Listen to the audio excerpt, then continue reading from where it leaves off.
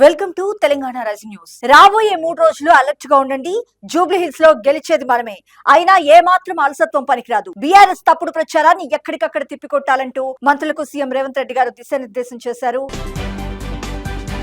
BJP ఓట్ల చోరీ కుట్రలను యూత్ అడ్డుకోవాలి, పోలింగ్ బూత్ల వద్ద అలర్ట్ గా ఉండాలంటూ కాంగ్రెస్ పార్టీ అగ్రనేత గౌరవ శ్రీ రాహుల్ గాంధీ గారు సూచించారు. బీహార్ ఎన్నికల్లో కుట్రలకు బీజేపీ శతవిధాలా పాల్పడుతుందని, మరి ఓట్ చోరీని అడ్డుకునే బాధ్యత స్థానిక యువతపైనే ఉందంటూ లోక్సభ ప్రతిపక్ష నేత రాహుల్ గాంధీ గారు పేర్కొన్నారు. బీజేపీని ఓడించగల శక్తి కేవలం కాంగ్రెస్ పార్టీకే ఉందని వ్యాఖ్యానించారు మంత్రి ఉత్తమ్ కుమార్ రెడ్డి గారు. బీఆర్ఎస్ కు ఓటేయటం వృధా, బీసీ బిడ్డ నవీన్ కుమార్ యాదవ్ ను గెలిపించి మరి బీసీ ఉద్యమానికి మద్దతు పలకండి అంటూ వ్యాఖ్యానించారు.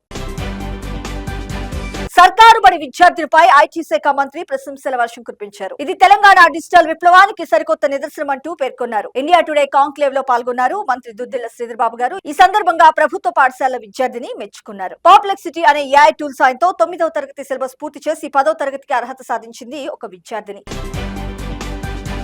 గిగ్ వర్కర్స్ కు కనీస వేతనాలు ఆ దిశగా ఆలోచన చేస్తున్నామంటూ మంత్రి వివేక్ వెంకటస్వామి గారు పేర్కొన్నారు. మరి వారి సంక్షేమం భద్రత కోసమే ప్రత్యేక చట్టం తీసుకొస్తున్నాం, పూర్తి స్థాయిలో గిగ్ వర్కర్స్ అందరికీ అండగా ఉంటామంటూ ఒక భరోసా కల్పించారు. గిగ్ వర్కర్ల బిల్లుకు 12న కేబినెట్ లో ఆమోద ముద్ర వేయనున్నారు. మరి చట్టం అమల్లోకి వచ్చాక అగ్రిగేటర్స్ యూనియన్స్ అన్ని లేబర్ డిపార్ట్మెంట్ పరిధిలోకి వస్తాయంటూ వ్యాఖ్యానించారు.